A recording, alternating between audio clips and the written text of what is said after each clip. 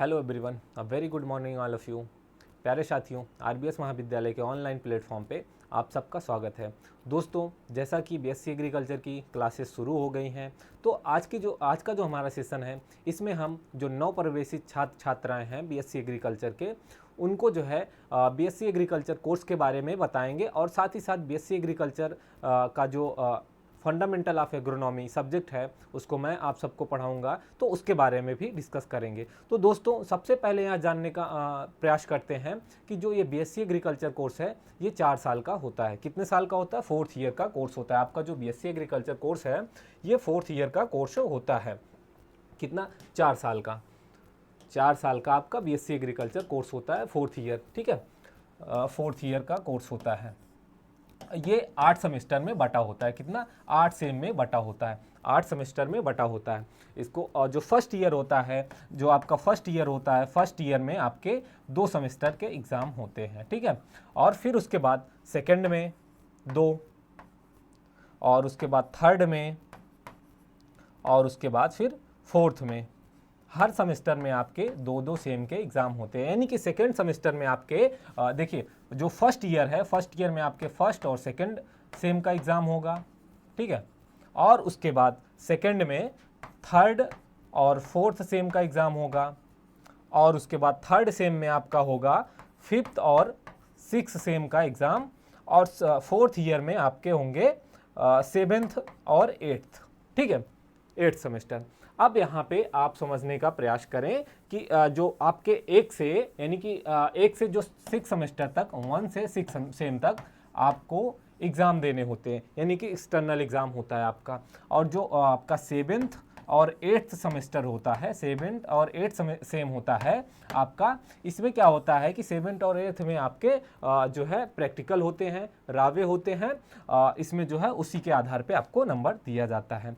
तो दोस्तों, यहाँ पे हमने यहाँ पे आपको बताया कि जो बीएससी एग्रीकल्चर आपका कोर्स है वो 4 साल का होता है। ठीक है, 4th ईयर का होता है और 8 सेमेस्टर में बटा हुआ होता है।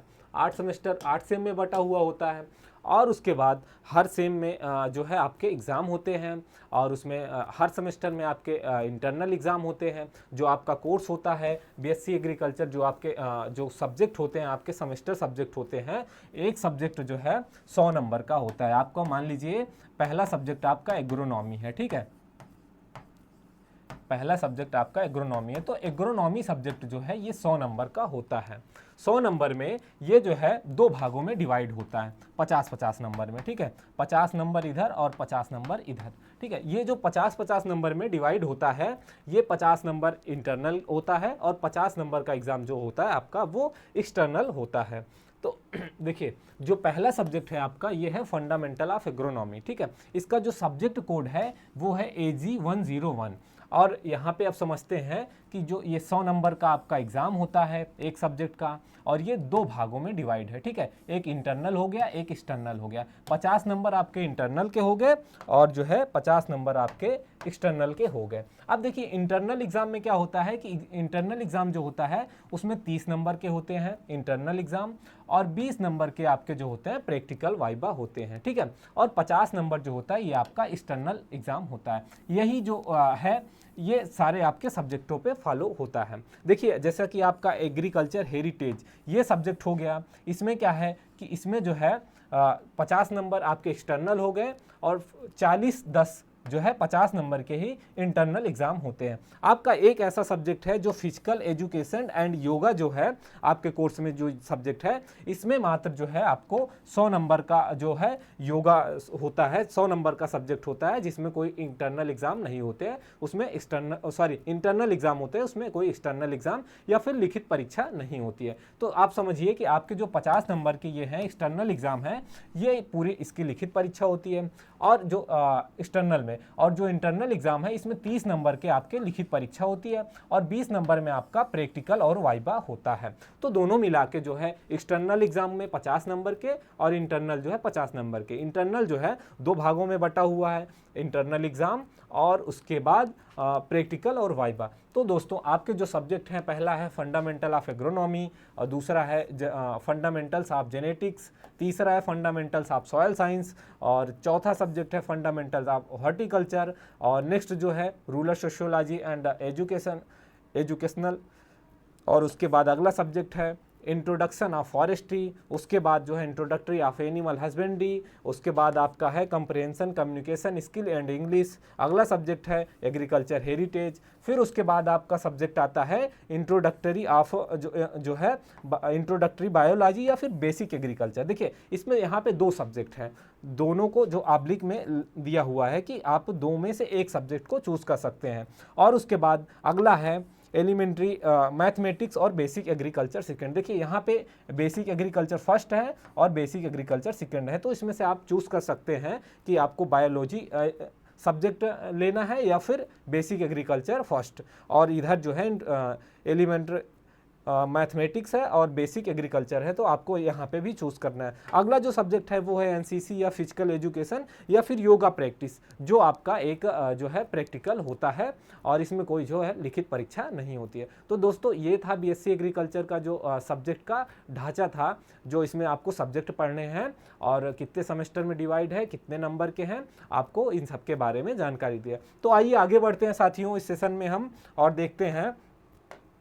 तो यहाँ पे हम बात करेंगे जो आपका पहला सब्जेक्ट है, सबसे पहला सब्जेक्ट जिसकी हमने बात करी फंडामेंटल्स ऑफ एग्रोनॉमी की। इसे जो है हिंदी में सस्य विज्ञान कहते हैं। क्या कहते हैं साथियों? सस्य विज्ञान भी कहते हैं, फंडामेंटल्स ऑफ एग्रोनॉमी या फिर इसे सस्य विज्ञान भी कहते हैं। ठीक है, अब यहाँ पे हम समझने का प्रयास करेंगे कि सस्य विज्ञान में आखिर ये सस्य विज्ञान क्या होता है और इसमें हम क्या पढ़ते हैं। देखिए सस्य विज्ञान जो है, यहाँ पे अभी हम आपके टॉपिक के बारे में डिस्कस कर रहे हैं। ठीक है, अगली जो क्लास होगी उसमें हम अच्छे से जो है आपको बताने का प्रयास करेंगे कि एग्रोनॉमी क्या होती है, एग्रोनॉमी में क्या क्या पढ़ा जाता है। तो यहाँ पे सिर्फ आपको जो थ्योरी है जो एग्रोनॉमी में जो थ्योरी है उसमें कौन कौन से टॉपिक्स पढ़ने हैं उस पर हम डिस्कस करेंगे, उस पर आपको बताते हैं। तो देखिए पहले आपको पढ़ना है एग्रोनॉमी एंड इट्स स्कोप। ठीक है, यहाँ पे आपको एग्रोनॉमी के बारे में समझना है और उसके फ्यूचर के बारे में, उसके क्षेत्र के बारे में, उसके स्कोप के बारे में समझना है। फिर नेक्स्ट जो टॉपिक आपका आएगा वो रहेगा सीड एंड सोविंग। यानी सीड एंड सोविंग का मतलब कि सीड यानी कि जिसे बीज कहते हैं। ठीक, जो बीज होता है, सीड होता है, उसके बारे में यहाँ पे जानेंगे हम कि आखिर बीज क्या होता है और इसकी बुआई कैसे की जाती है, यानी कि सीड और बुआई। ठीक है, तो यहाँ पे आपको अगला जो टॉपिक रहेगा आपका वो रहेगा सीड एंड सोविंग के बारे में, यानी बीज और जो है बुआई के बारे में। फिर नेक्स्ट जो हमारा टॉपिक आएगा वो टिलेज एंड टिल्थ के बारे में आएगा। ठीक है, टिलेज एंड टिल्थ, उसके बाद जो है crop density and crop geometry का आएगा, फिर क्रॉप न्यूट्रिशन का आएगा, फिर मैन्यूर और फर्टिलाइजर का आएगा यानी खाद एवं उर्वरक का।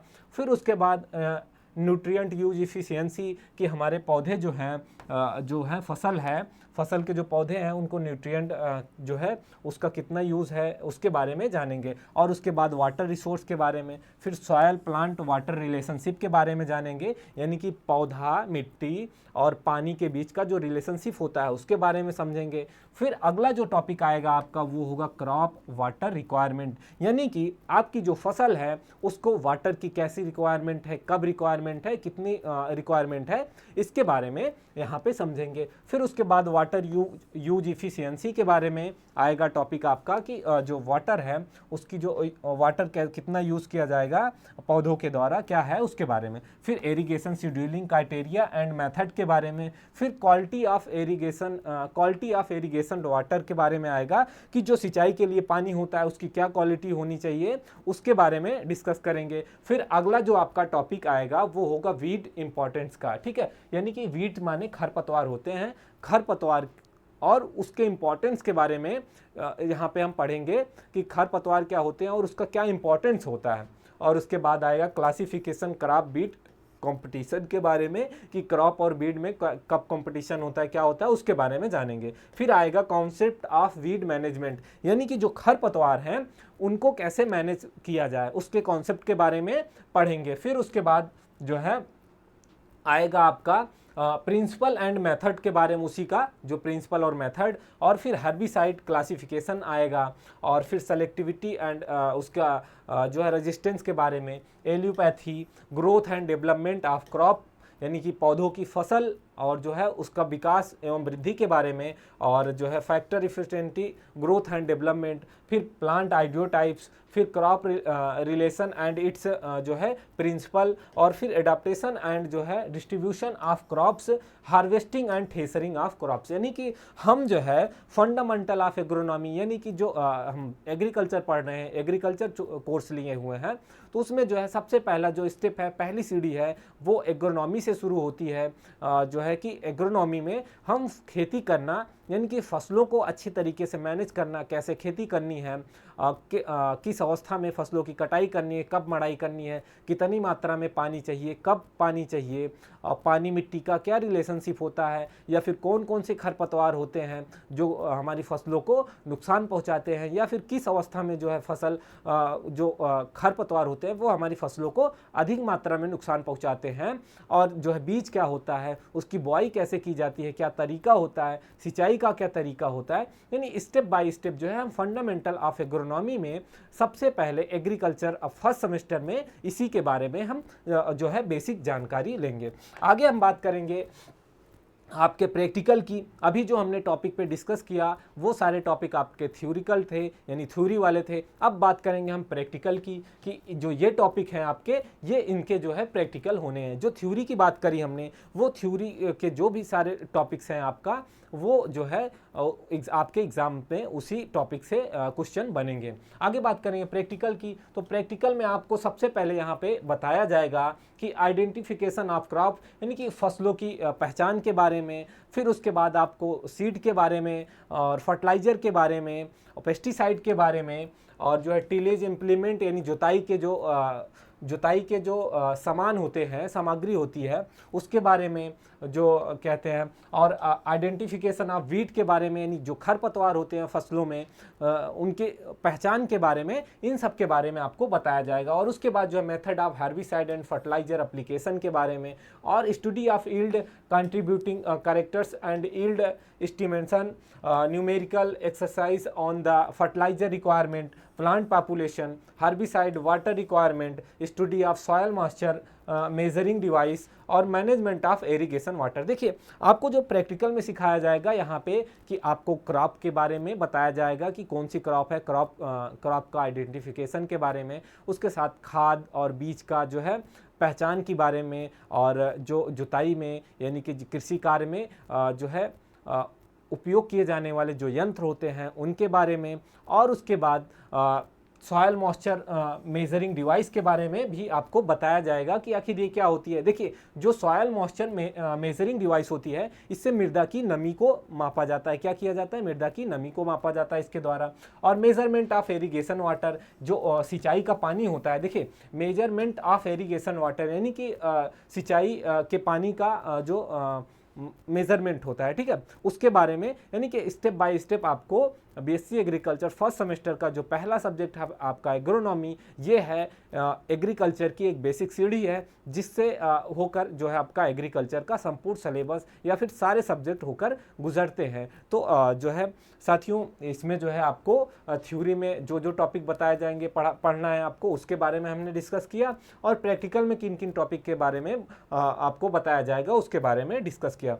तो दोस्तों मैं आशा करता हूं कि आज के इस सेशन में आपको जो है बीएससी एग्रीकल्चर का जो ढांचा है, जो कोर्स है आपका, उसके बारे में जो हमने जानकारी दी वो आप लोग को ज़रूर महत्वपूर्ण लगी होगी। और उसके बाद जो आपका पहला सब्जेक्ट एग्रोनॉमी है उसको मैं बताऊंगा, मैं पढ़ाऊंगा आप सबको, और उसमें जो है थ्योरी और प्रैक्टिकल के जो टॉपिक्स हैं उसके बारे में हमने डिस्कस की। तो साथियों आज की जो क्लास होती है हम इसको यहीं पे समाप्त करते हैं। धन्यवाद। जय हिंद, जय भारत।